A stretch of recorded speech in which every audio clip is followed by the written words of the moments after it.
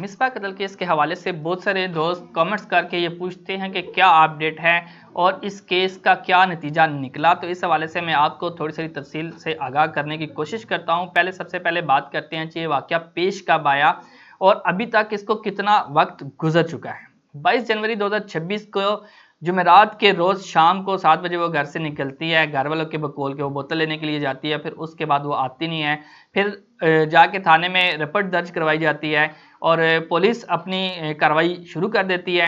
لیکن 24 جنوری بروز ہفتہ کو صبح 6 بجے تقریباً بوری بند لاش ملتی ہے اور ایک خبر پھیل جاتی ہے کہ مصباح نامی بچی جو ہے اس کی لاش برآمد ہوتی ہے.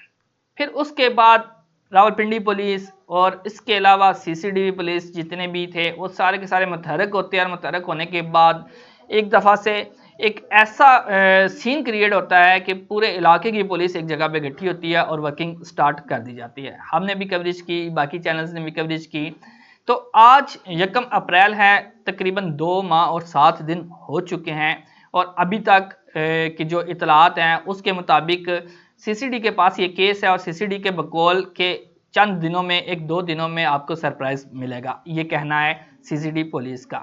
اس کے علاوہ میں کچھ گفتگو کرنا چاہوں گا اپنے علاقہ مکین کے ساتھ, اپنے عزیز و اقارب کے ساتھ, کہ جس وقت یہ کیس پیش آیا تو سب سے زیادہ متحرک میں ہوا تھا, کیونکہ مقامی جرنلسٹ میں ہی تھا اور میں نے ہی اس پہ کافی کوششیں کی, باقی دوستوں نے بھی کوششیں کی, لیکن میں اس پہ زیادہ ایکٹیو تھا اور میں نے ہر طرح سے کوشش کی کہ اس کیس کو سالو کرنے میں پولیس کی مدد بھی کی جائے اور اس کیس کے پیچھے جڑا بھی جائے تاکہ اس کیس کا کوئی نہ کوئی نتیجہ نکلے. اس کے برعکس مجھے 2 طرح کی مشکلات کا سامنا کرنا پڑا. سب سے جو دکھ والی بات ہوئی وہ یہ ہوئی کہ مجھے علاقہ مکین کی طرف سے جو باتیں سننے کو ملی کہ ان کا کہنا یہ تھا کہ خرم صاحب آتے ہیں اور آ کے انٹرویو کرتے ہیں, پھر پولیس آتی ہے, پھر چھاپا مارتی ہے, پھر بندوں کو پکڑ کے لے جاتی ہے. تو علاقہ بڑا پریشان ہے, بڑا ڈسٹرب ہے. دیکھیں جی, بڑے مسئلے کے حل کے لیے چھوٹے چھوٹے مسئلے ضرور آتے ہیں.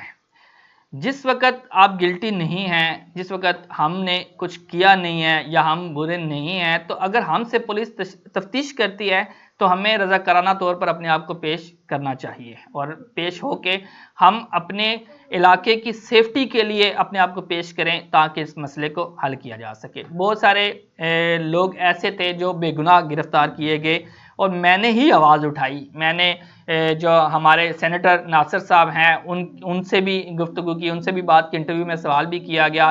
اس کے علاوہ پھر فباسی کے جو PA آئے تھے ان کے ساتھ بھی ڈسکس کی, ان کو بھی بتایا. پھر باقی جگہوں پہ بھی بات کی گئی, ہمارے علاقے کے جو سیاسی ورکر ہیں ان سے بھی بات کی. تو پھر ان کی کوششوں سے ہی یہ جو بے گناہ لوگ تھے وہ رہا بھی ہوئے.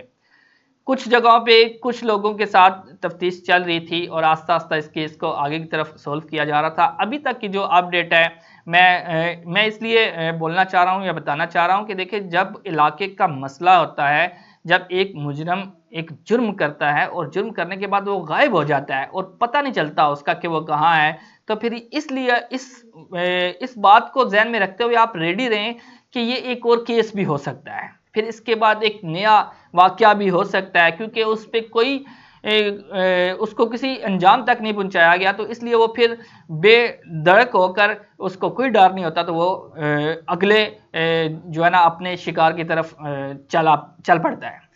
تو میں اس کیس پہ اس لیے انوالو ہوا تھا کہ اس کیس کو سالو کرنا چاہیے. Punjab police, Rawalpindi police, CCD اس پہ بڑی ایکٹیو رہی, بہت ایکٹیو, اور ابھی تک بھی ایکٹیو ہے, کام کر رہی ہے.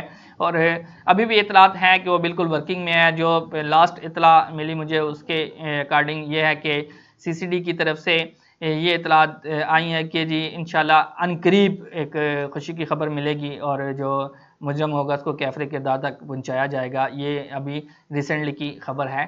تو باقی آپ لوگوں سے ریکویسٹ یہ ہے کہ جب اس طرح کا مسئلہ ہوتا ہے تو تعاون کیا کریں, میڈیا کا بھی تعاون کیا کریں, اور جو ہماری پولیس ہے, ادارے ہیں, ان کے ساتھ بھی تعاون کیا کریں, اور کوشش کیا کریں جو تصدیق شدہ خبریں ہیں نا ان پر نظر رکھا کریں, باقی خبروں کو شیئر کرنے کی کوشش نہ کیا کریں. اجازت چاہوں گا, اگلے پروگرام میں ملیں گے. اللہ حافظ.